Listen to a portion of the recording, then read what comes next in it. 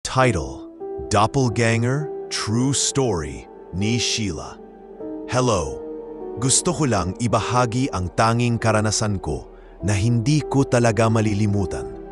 Tawagin niyo na lang akong Sheila. 11 taong gulang ako noon. Grade 5. Nangyari ito sa bahay ng tita ko. Yung bahay nila medyo isolated.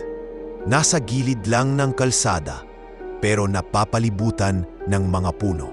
Lalo na ng palakata. Tahimik ang paligid. Parang may sariling mundo.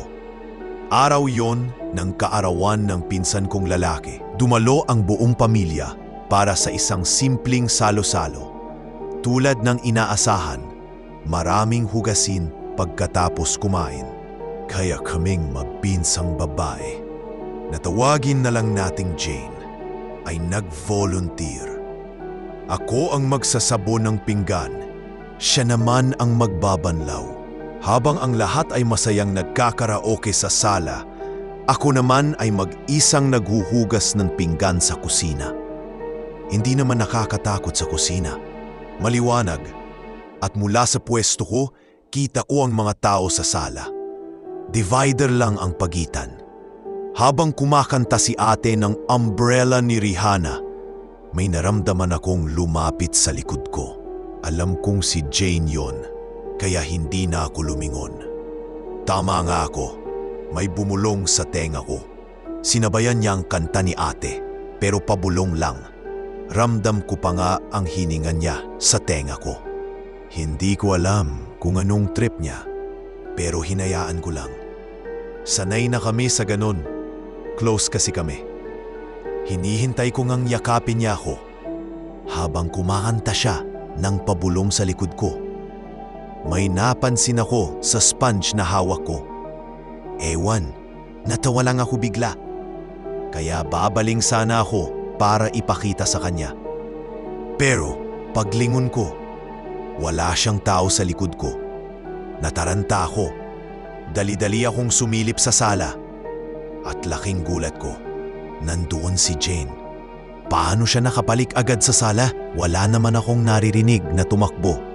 Hindi mo maitatago ang yabag sa kahoy na sahig nila. Imposible. Nilapitan ko siya at pinakiusapan ko na samahan ako sa kusina. Malapit na rin naman akong matapos. Habang tinatapos namin ang hugasin, tahimik lang siya. Wala man lang biro, wala ring tawa. Gabi rin iyon, kinuwento ko sa kanya ang nangyari. At nanindig ang balahibo ko nang sabihin niyang hindi siya kailanman lumapit sa kusina. Kahit si ate, nagsabing hindi siya umalis sa tabi nila sa karaoke. Kinabukasan, ikinuwento ni Jane ang nangyari rin sa papa niya. Minsan daw, tinatawag siya ng papa niya. May sumagot raw. Nasaan ka? Tanong ng papa niya. Sagot ng boses. Nasa ilalim ng bahay. Naglalaro doon. Pero ang totoo, wala si Jane sa bahay. Nasa labas siya. May pinuntahan. Nabigla pa nga ang papa niya nang makitang parating si Jane. May dalang gulay. Hanggang ngayon, hindi ko makalimutan yung malamig na hininga sa tenga ko. Yung boses na akala ko ay kay Jane, pero hindi pala siya. At dito nagtatapos ang ating kwento. Pero tandaan, hindi lahat ng lihim ay nananatiling nakatago. Minsan, kusang lumalabas ang katotohanan.